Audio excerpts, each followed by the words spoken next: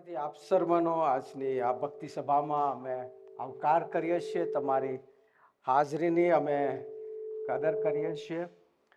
આપ સર્વ આજે અહીંયા આવ્યા છો. મારું નામ ગુજરાતી ચર્ચ માટે બકુલભાઈ છે અને ઇંગ્લિશ ચર્ચને માટે પાસ્ટર ઇમાનુએલ છે.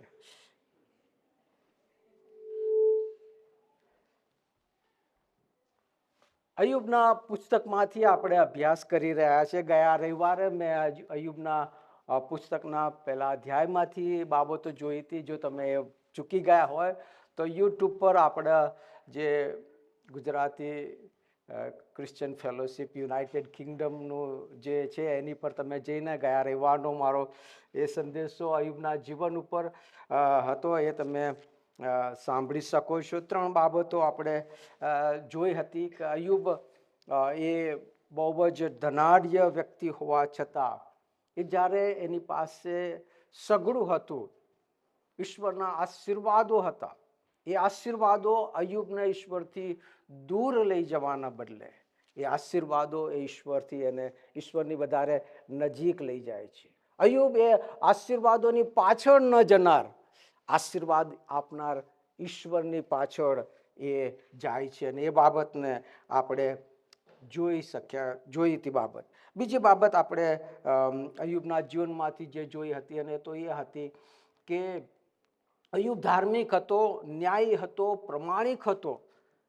એમ છતાં એના જીવનમાં દુઃખો આવે છે, મુશ્કેલીઓ આવે છે, તકલીફ આવે છે અને એ બાબત આપણને જાણવા મળે છે કે આપણે સારું ખ્રિસ્તી જીવન જીવીએ છીએ એનો મતલબ એ નથી કે આપણા જીવનમાં કદી જ મુશ્કેલીઓ અને તકલીફો નહીં આવે. મુશ્કેલીઓ, તકલીફ, પરીક્ષણ એ બધી બાબત એ ખ્રિસ્તી જીવનના એક ભાગરૂપે છે. અને ત્રીજી બાબત જે આપણે જોઈ હતી તો એ હતી કે ઈશ્વર એ અયુબના જીવનને જોઈને એક પ્રાઉડ ફીલ કરે છે, ગર્વ ફીલ કરે છે કે જુઓ મારા સેવક અયુબને. અને એ જ બાબત ઈશ્વર મારા અને તમારા જીવન દ્વારા ઈશ્વર આપણા જીવનથી એ પ્રાઉડ ફીલ કરવા માગે છે, ગર્વ ફીલ કરવા માગે છે. અને આજે આપણા જીવનથી ઈશ્વર કેવું ફીલ કરે છે? શું એ પ્રાઉડ ફીલ કરે છે?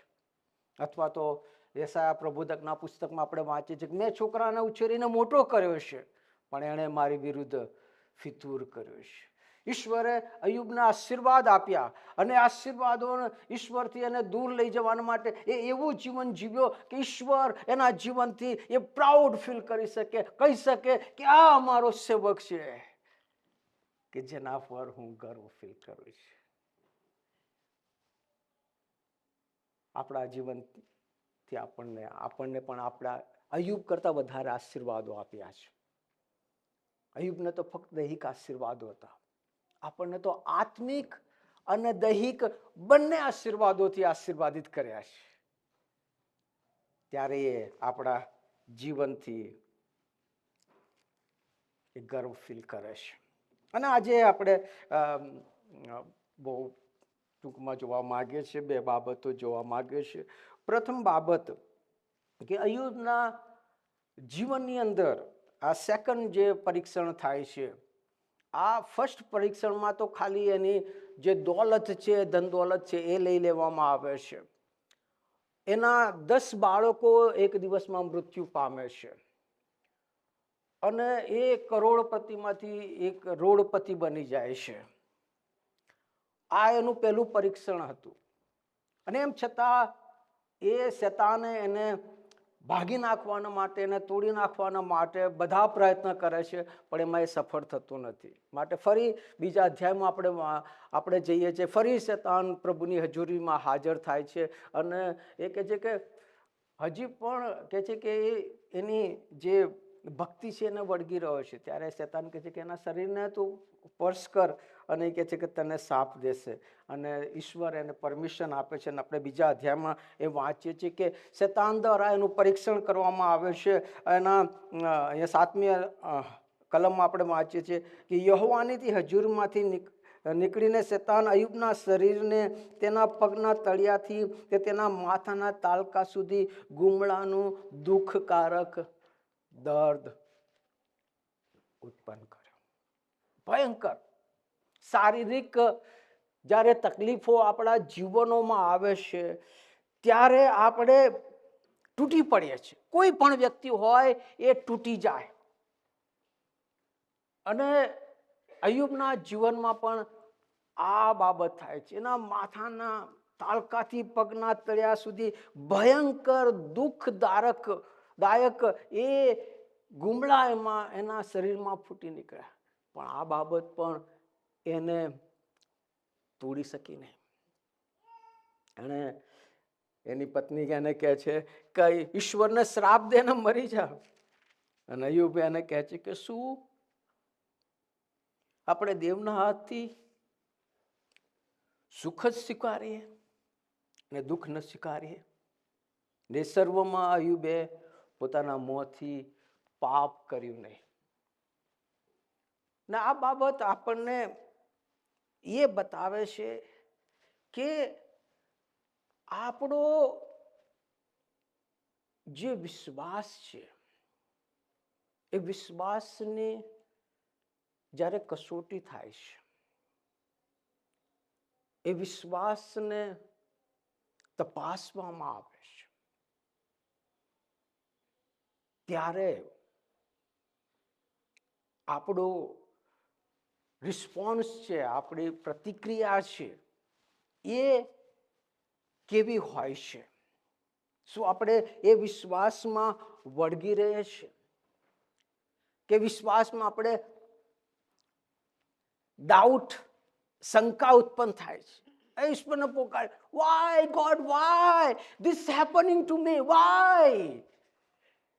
થોડીક તકલીફ આવી, નોકરી જતી રહી, વિઝાનો પ્રોબ્લેમ થયો, આ થયું, માંદગી આવી, બીમારી આવી, દુઃખ આવ્યા. Oh why God, why this happening to me? મારા જીવનમાં કેમ આવું થાય છે? સાચી વાત છે.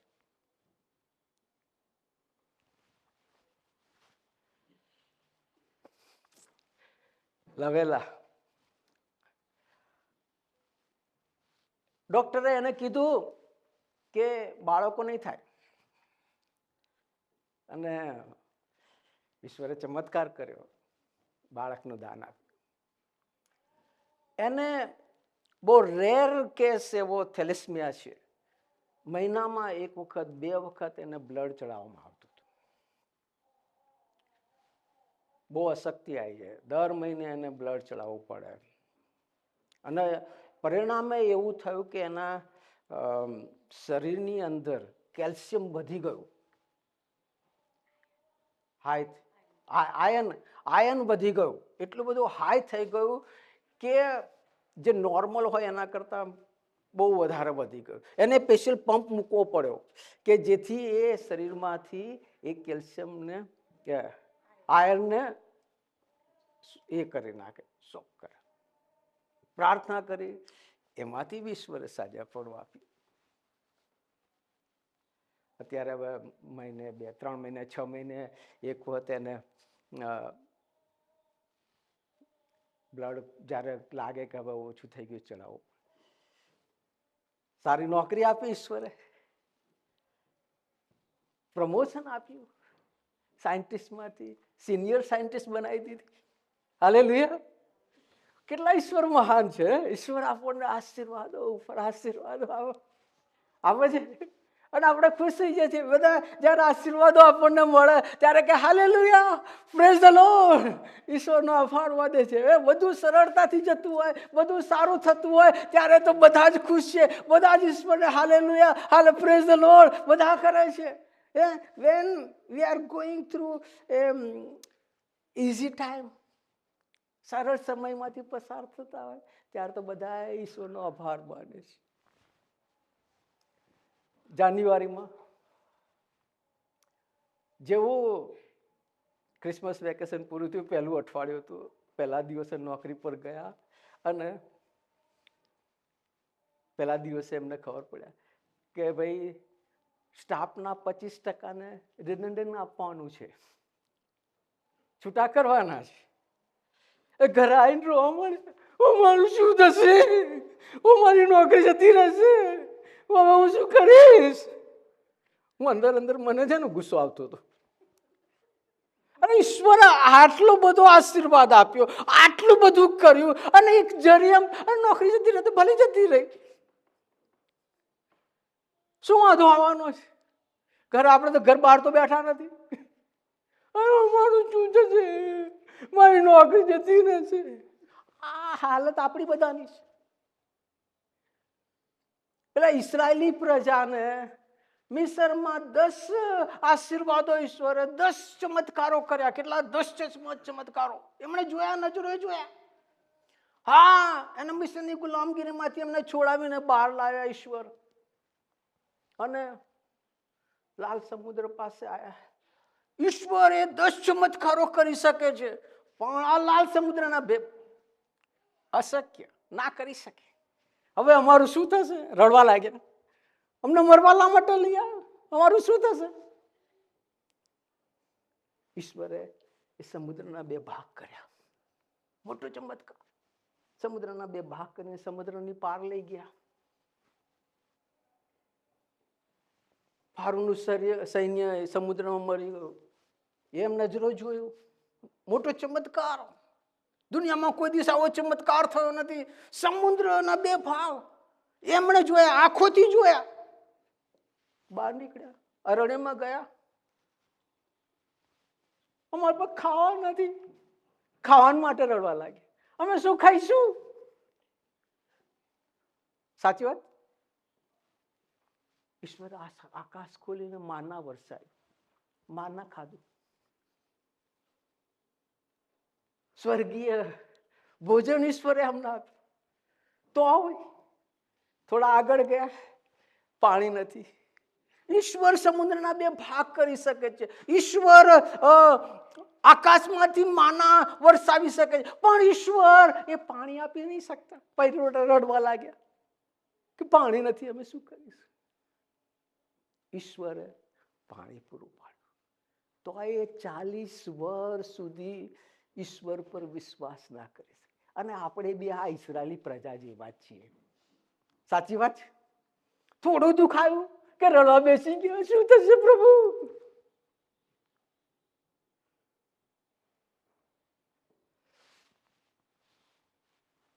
વાલાઓ, અયુબે ના જીવનમાં જેટલી તકલીફો પડી છે ને, મને નથી લાગતું કોઈ બીજાના વ્યક્તિના જીવનમાં તકલીફ પડી હોય. એમ છતાં અયુબ પોતાની નિષ્ઠાને, પ્રભુના વિશ્વાસને એ વળગી રહ્યો. એને છોડ્યું નહીં. ગમે તે થાય, yes, whatever happen, I will see my saviour one day. Hallelujah, praise the Lord. એ વિશ્વાસની જરૂર છે. કેવળ જ્યારે બધું જ સરળ અને સ્મૂધલી જતું હોય ત્યારે તો બધા વિશ્વાસ કરે છે. જ્યારે વિશ્વાસ કરવો અઘરો લાગે, જ્યારે વિશ્વાસ કરવો મુશ્કેલ લાગે, ત્યારે વિશ્વાસ કરવો એ સાચો વિશ્વાસ છે. અને અવિશ્વાસ એ શું બતાવે છે? અવિશ્વાસ એ આપણે ઈશ્વર જે છે એની પર આપણે ડાઉટ કરીએ છીએ. ઈશ્વરની કાબેલિયત ઉપર આપણે ડાઉટ કરીએ છીએ. ઈશ્વર જે કરી શકે છે એની પર આપણે ડાઉટ કરી શકીએ. હા, ઈશ્વર એ સમુદ્રના ભાગ કરી શકે છે, પણ મને મદદ કરી શકે. હા, ઈશ્વર મને સારામાં સારી જોબ આપી શકે છે, ભૂતકાળમાં કરી, પણ આજે નહીં કરી શકતા. એની કાબેલિયત, એની પર કાબેલિયત ઉપર આપણે અવિશ્વાસ, એના પ્રેમ ઉપર અવિશ્વાસ લાવીએ છીએ, અને તો આપણે પ્રભુ કહીએ છીએ. અવિશ્વાસ જ્યારે આપણે પ્રભુ પર કરીએ છીએ અને આપણી જ્યારે પરિસ્થિતિમાં આપણે રડવા લાગીએ છીએ, ત્યારે એ આપણો અવિશ્વાસ એ ઈશ્વરના પ્રેમ પરનો, કે ઈશ્વર મારી પર પ્રેમ નથી કરતો, ઈશ્વર તમે ક્યાં છો, મારું સાંભળતા નથી. ઈશ્વરની કાબેલિયત ઉપર, એના પ્રેમ ઉપર આપણે વિશ્વાસ કરીએ છીએ. ઈશ્વરે કહ્યું છે કે મારો હાથ એટલો ટૂંકો થઈ ગયો નથી કે જે તમને સહાય ના કરી શકે. મારો કાન એટલો મંદ થઈ ગયો નથી કે જે સાંભળી ના શકે. એણે વચન આપ્યું છે. આપણે સાંભળ્યું છે ને, ઇમાનુએલ, જો જગતના અંત સુધી હું તમારી સાથે છું. જો કે મરણની છાયાની ખીણમાંથી પણ હું પસાર થઉં તો પણ હું કંઈ પણ ભૂંડાઈથી બીસ નહીં, કારણ કે એ યહોવા મારી સાથે છે. પૃથ્વી ઉથલ પાથલ થાય, સમુદ્રો કચ્છ કે પર્વતો સમુદ્રમાં ડૂબી જાય તો પણ આપણે કોઈ પણ બાબતથી બીએ નહીં, કેમ કે એ સૈન્યનો દેવ યહોવા આપણે સાથે છે કે નહીં? તો પછી શું કામ રડવા બેસીએ છીએ? શું કામ ડાઉટ કરીએ છીએ? Just trust in him. એ અય્યુબે કરી બતાવ્યું. ભલે ગમે તે થાય, મારો ઈશ્વર મારી સાથે છે. હાલેલુયા. અને એ બાબતની આપણે જરૂર છે. બાઇબલ કહે છે કે વિશ્વાસ વગર દેવને પ્રસન્ન કરવો અશક્ય છે. અશક્ય છે. જે કોઈ આવે છે એની પાસે એને તે છે એવો વિશ્વાસ કરવો એ જરૂરી છે. ખાલી જ્યારે આપણે બધી સરળતામાંથી જતા હોય, સારી રીતે બધું ચાલતું હોય ત્યારે જ વિશ્વાસ કરીએ, એ નહીં વિશ્વાસ. પેલા સાદરાક મેસાક અને અબેદનગો ને પેલી ભઠ્ઠી, અગ્નિની ભઠ્ઠીમાં એમણે કહ્યું કે તમે નહીં કરો તો નાખી દઈશ. કઈ વાંધો નહીં, એ વિશ્વાસ છે. અમારો ઈશ્વર અમને એ બળતી ભઠ્ઠીમાંથી પણ છોડાવવાના માટે શક્તિમાન છે. એ વિશ્વાસની જરૂર છે. અને એ અય્યુબના જીવનમાંથી આપણે જોઈએ છીએ. અને છેલ્લી બાબત,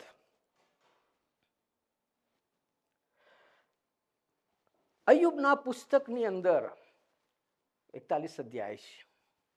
આ 41 અધ્યાયની અંદર 330 પ્રશ્ન પૂછવામાં આવ્યા છે. સૌથી વધારે જો કોઈ પ્રશ્ન પૂછવામાં આવે તો આ અય્યુબનું પુસ્તક છે. ગીત શાસ્ત્રમાં સૌથી વધારે અધ્યાય 150 અધ્યાય છે. એમાં ફક્ત 46 પ્રશ્નો છે. ઉત્પત્તિના પુસ્તકની અંદર ફક્ત 46 પ્રશ્નો છે. પણ આ અય્યુબનું પુસ્તક છે કે જેમાં 330 પ્રશ્નો પૂછવામાં આવ્યા છે. અને અય્યુબને, જ્યારે અય્યુબના જીવનમાં આ બધું થાય છે ત્યારે એના 3 મિત્રો એને દિલાસો દેવા, એ લોકોની માન્યતા એવી હતી કે તમારા જીવનમાં કશું ખરાબ બને છે, અય્યુબ તારા જીવનમાં કશું ખોટું બન્યું છે કારણ કે તે પાપ કર્યું છે. અને અય્યુબ કહે છે કે ભાઈ ઈશ્વર, જો મેં તો મારાથી થાય એ રીતે ધાર્મિક જીવન જીવવાનું, પણ જો મેં કંઈ પાપ કર્યું હોય તો ઈશ્વરને એનો પ્રશ્ન ઈશ્વરને એ હતો, પ્રભુ તમે મને બતાવો કે મેં શું ખોટું કર્યું છે. એ એનો પ્રશ્ન હતો. અને તમે જો અય્યુબનું પુસ્તક વાંચ્યું હોય તો આખા અય્યુબના પુસ્તકની અંદર અને છેલ્લે જ્યારે ઈશ્વર એને જવાબ આપે છે, એ ઈશ્વર એના પ્રશ્નોનો જવાબ એને આપતા નથી. Y this happen to me, એનો એ પ્રશ્ન હતો, મારા જીવનમાં આ કેમ બન્યું, મેં શું ખોટું કર્યું છે, એ એનો પ્રશ્ન હતો. અને ઈશ્વર એના પ્રશ્નોનો જવાબ આપતા નથી. 38મા અધ્યાયથી 41મા અધ્યાય સુધી જો તમે એ અય્યુબનું પુસ્તક વાંચો, ઈશ્વરે એના પ્રશ્નોનો જવાબ આપ્યો નથી. ઈશ્વરે શું કર્યું છે? ઈશ્વરે અય્યુબને ખાલી એની મહાનતા બતાવી. હુ આઈ એમ, હું કોણ છું, એની મહાનતાના દર્શન એને કર્યા. હું શું છું, એની જે પરાક્રમતા છે, એનું જે સામર્થ્ય છે કે હું એ ઉત્પન્ન કરતા ઈશ્વર છું, એ હું રાજાઓનો રાજા છું, એ પ્રભુઓનો પ્રભુ છું, એ સર્વશક્તિમાન છું, એ સર્વસમર્થ છું. એ બાબત અય્યુબને ઈશ્વર એના પ્રશ્નોના ઉત્તરમાં એને ઈશ્વર એ કોણ છે એ બાબત ઈશ્વર એને બતાવે છે. અને વાલાઓ, આ દ્વારા ઈશ્વર અય્યુબને શું કહેવા માંગે છે? આ દ્વારા ઈશ્વર અય્યુબને એટલું જ કહેવા માંગે છે કે તારો જે વિશ્વાસ છે એ વિશ્વાસ તારી પરિસ્થિતિ પર નહીં, તારી હાલાત ઉપર નહીં, તારા સમયો ઉપર નહીં, તારો જે વિશ્વાસ છે એ હું જે છું એની પર હોવો જોઈએ. Hallelujah, praise the lord. ઈશ્વર, આપણો ઈશ્વર કોણ છે? એની પર આપણો વિશ્વાસ હોવો જોઈએ. આપણી હાલાતો ઉપર નહીં, આપણી પરિસ્થિતિ ઉપર નહીં, આપણા સમયો ઉપર નહીં. સમયો તો આજે છે ને કાલે છે, કાલે બદલાઈ જશે. પણ જો આપણો ઈશ્વર ઉપર આપણો વિશ્વાસ છે કે મારો ઈશ્વર એ સર્વશક્તિમાન ઈશ્વર છે, મારો ઈશ્વર એ જીવંત ઈશ્વર છે, એ પરાક્રમી ઈશ્વર છે, એ કદી ન બદલાવનાર એવો ઈશ્વર છે. એ ઈશ્વર પર જો મારો વિશ્વાસ છે તો દુનિયાની કોઈ તાકાત મારું કશું બગાડી શકવાનું નથી. Amen, hallelujah, praise the lord. આ શિક્ષણ આપણને અય્યુબના જીવનમાંથી શીખવા મળે છે કે મારી પર વિશ્વાસ રાખો. તમારી હાલાતો ઉપર નહીં, તમારી પરિસ્થિતિ પર નહીં, તમારા સમયો ઉપર નહીં, મારી પર વિશ્વાસ રાખો. એ હું એ સર્વશક્તિમાન ઈશ્વર છું. અને જો ઈશ્વર પર વિશ્વાસ છે તો દુનિયાની કોઈ તાકાત આપણું કશું બગાડી શકવાનું નથી. અને તો આપણે રવડા બેસવાના નથી. હું જાણું છું કે મારો ઈશ્વર કોણ છે. મને કદી અવિશ્વાસ આવતો નથી, કે હું જાણું છું કે જો કે મરણની છાયાની ખીણમાંથી પણ હું પસાર થઈશ, મારો ઈશ્વર એ મારી સાથે છે. આમેન. અને એ વિશ્વાસ અને એ ભરોસો, અને એટલા માટે જો આપણે એ ઈશ્વરની સંપૂર્ણતાની પાયરી સુધી આપણે પહોંચવું છે, ઈસુ ખ્રિસ્તની સબાન આપણે બનવું છે, તો આપણે આ વિશ્વાસને આપણે વધારવાની જરૂર છે. કદાચ આપણે વિશ્વાસમાં નબળા હોઈએ તો આપણે ઈશ્વરને પ્રાર્થના કરવાની જરૂર છે, પ્રભુ મારા વિશ્વાસને વધાર. અને ઈશ્વર આપણને આ અલગ અલગ સમય, સંજોગો અને પરિસ્થિતિમાંથી પસાર કરે છે. એનું કારણ એ જ છે, એ આપણને શીખવા માંગે છે કે આપણે હર હાલતમાં, હરેક પરિસ્થિતિમાં એની પર વિશ્વાસ કરનારા બનીએ, વિશ્વાસમાં મજબૂત બનીએ, વિશ્વાસના યોદ્ધાઓ બને. વોટ એવર હેપન, ગમે તે થઈ જાય, મારા વિશ્વાસમાંથી મને કોઈ ડગાઈ શકવાનું નથી. Amen, hallelujah. આ બાબત આપણને અય્યુબના જીવનમાંથી શીખવા મળે છે. અને પ્રભુ આપણને કૃપા આપે કે આપણે એ વિશ્વાસના યોદ્ધાઓ બનીએ. આમેન.